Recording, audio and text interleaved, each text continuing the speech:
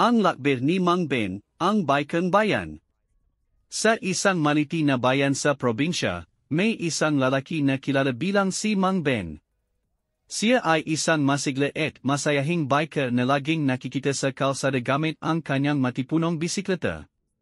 Araw-araw, naglalakbir siya mula sa kanilang baryo papunta sa kalapit na bayan upang magatid ng mga gulay at prutas na ipinagbibiling kanyang asawa sa palengke. Isang umaga, habang naghahanda si Mang Ben para sa kanyang biyahe, bigla siyang naisipang ma-explore sa isang lugar na hindi pa niya napupuntahan. Bakit hindi ko subukang maikot sa bundok? Baka may maganda akong makita ron, bulong niya sa sarili. Dala ang kanyang bisikleta at isang maliti na backpack na punong tubig at baon, sinimulan ni Mang Ben ang kanyang pag-akyat sa bundok. Ang diyaan ay mahirap at matarik, ngunit hindi siya sumukor. Sa bawat pedal, nararamdaman niya ang pagod, ngunit mas malakas ang kanyang determinasyon. Habang papalapit siya sa tuktok, nakita niya ang isang magandang tanawin buong bayan.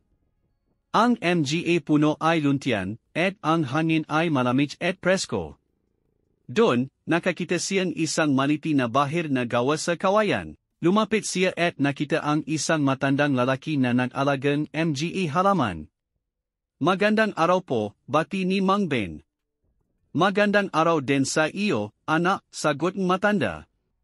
Anong ginagawa mo dito sa itaas ng bundok? Naglalakbir lang po, gusto ko lang makita ang magagandang tanawin dito, tugon ni Mang Ben.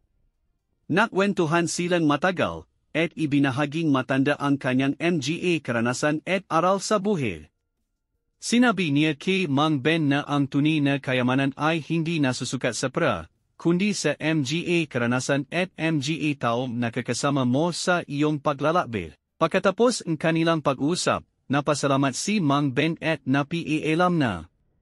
Habang bumababa siya pabalik sa bayan, masaya siyang naisip ang mga natutunan niya. Naramdaman niya na hindi lang siya naglakbir para sa adventure, kundi para rin matuklasan ang mga mahahalagang aral sa buhay. Mula noon, mas lalong naging masigla si Mang Ben sa kanyang pagbibisikleta. Hindi lang para sa trabaho, kundi para na rin sa kanyang sariling paglago at patuklas sa mundo. Ang pagbabalik ni Mang Ben. Pagdating ni Mang Ben sa kanilang baryo, puno siyang kagalakan at kwento. Ajat niyang ikinuwento sa kanyang asawa, si Aling Maria, ang kanyang adventure sa bundok at ang matandang lalaking nakilala niya.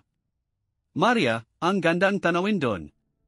At ang matanda, ang dami niyang kwento at aral na ibinahagi sa akin, sabi ni Mang Ben habang kumakain hapunan.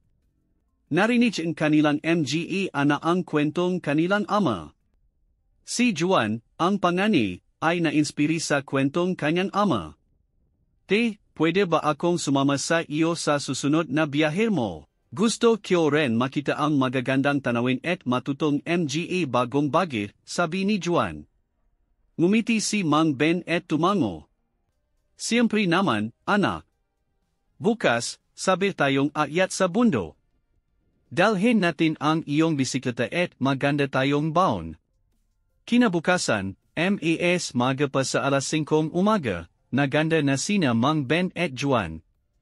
Dala nila ang kanilang mga bisikleta, tubig at baon. Habang naglalakbir papunta sa bundok, nakwentuhan silang mga plano at pangarap ni Juan. Balak ko sanang maaral mabuti para maging engineer. Gusto ko matayong mga tulay at diyaan para mas mapadali ang biyaheng mga tao, sabi ni Juan. Proud na nilingon ni Mang Ben ang kanyang anak. Maganda ang pangarap mo, anak.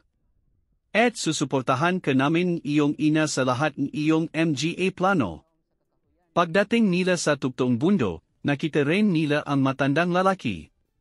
Yui, bumalik ka pala, bating matanda. At may kasama ka pa. Opo, ito po ang aking anak na si Juan. Gusto niyang makita ang magandang tanawin dito at matuto mula sa inyo, papapakilala ni Mang Ben. Nakwentuhan ulit silang matagal. ibinahaging matanda ang kanyang MGA karanasan noong kabataan niya at kung paano niya natutunan ang halagang pasitiyaga at pagmamahal sa kalikasan. Ang kalikasan ay regalo sa atin.